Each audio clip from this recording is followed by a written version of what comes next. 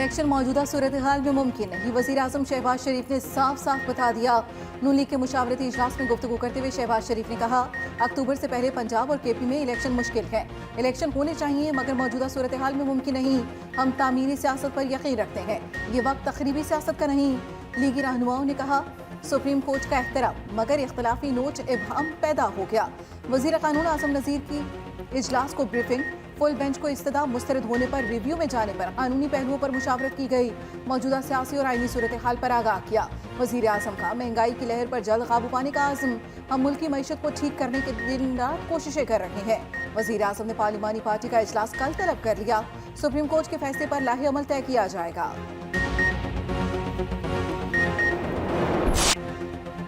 असल मामला इलेक्शन है, इलेक्शन ना हुए तो फिर कौन से मुज़ाकरात।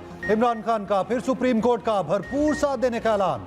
इलेक्शन पर किसी से भी बातचीत करने को तैयार, कहा मौजूदा फौजी क़यादत से कोई राब्ता नहीं। सुप्रीम कोर्ट के जजों की तकसीम के पीछे नवाज शरीफ का हाथ है, ये उनकी पुरानी रविश है। ये होते कौन है फैसला ना मानने वाले, उनकी हैसियत क्या है? आप कौन होते हैं सुप्रीम कोर्ट को कुछ कहने वाले?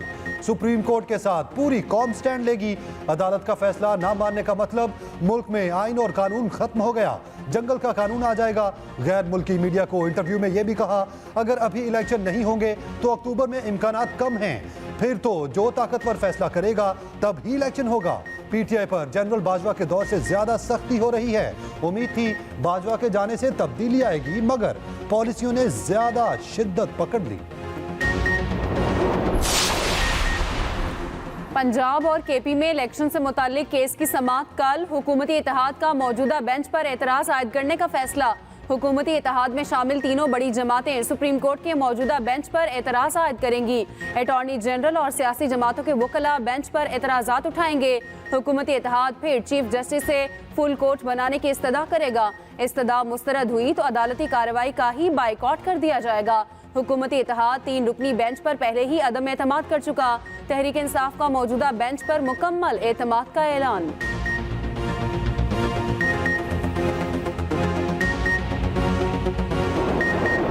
कल जजेस पर डायरेक्ट हमलावर होने की कोशिश की है।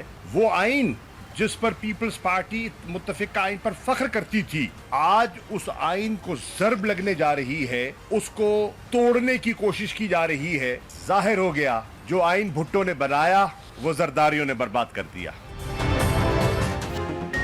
नून लीग ने आइन पर हमले का फैसला कर लिया। भुट्टो के नवासे ने भी भुट्टो के आइन पर हमले का मंसूबा बना लिया। तहरीक इंसाफ का आइन के साथ खड़ा होने का ऐलान। शाह महमूद कुरैशी का कहना है, राना सनाउल्लाह ने जजेस पर हमलावर होने और सुप्रीम कोर्ट के दबाव में लाने की कोशिश की। एक तरफ कहते हैं असम्बलियों में आकर किरदार अदा करें, दूसरी तरफ एलामिये में कहा गया पीटीआई या इमरान खान से बात नहीं होगी। आईनी तरमीम के बगैर आप सुप्रीम कोर्ट के अख्तियारात कम नहीं कर सकते। सिविल सोसाइटी, ओवरसीज पाकिस्तानियों और दानिश्वरों से अपील है कि हम सब ने मिलकर आइन का दिफा करना है। वकला से गुजारिश है अपना वज़न आइन के पलड़े में डालें।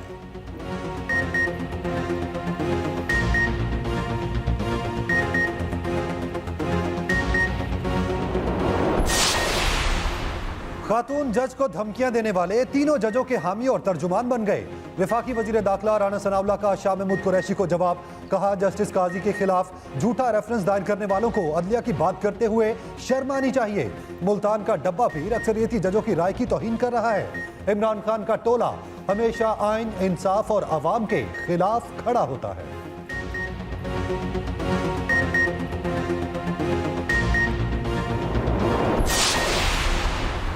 अदलिया पर हमला किया जा रहा है, रोकने के लिए कौम को इकट्ठा करना होगा। इमरान खान का सिंध में भी पीटीआई रहनुमाओं को राब्तों का टास्क। इमरान इस्माइल और हलीम आदिल शेख को इमरान खान की हिदायत। चेयरमैन पीटीआई ने कहा जो सियासी जमात आइन की बालादस्ती के लिए खड़ी हो उससे राब्ता किया जाए। हलीम आदिल शेख ने कहा सिंध की सियासी, मजहबी, कौम परस्त जमातों और सिविल सोसाइटी से राब्ता किया जाएगा। आइन की बालादस्ती और रूल ऑफ लॉ के लिए पूरी कौम को इकट्ठा होना होगा।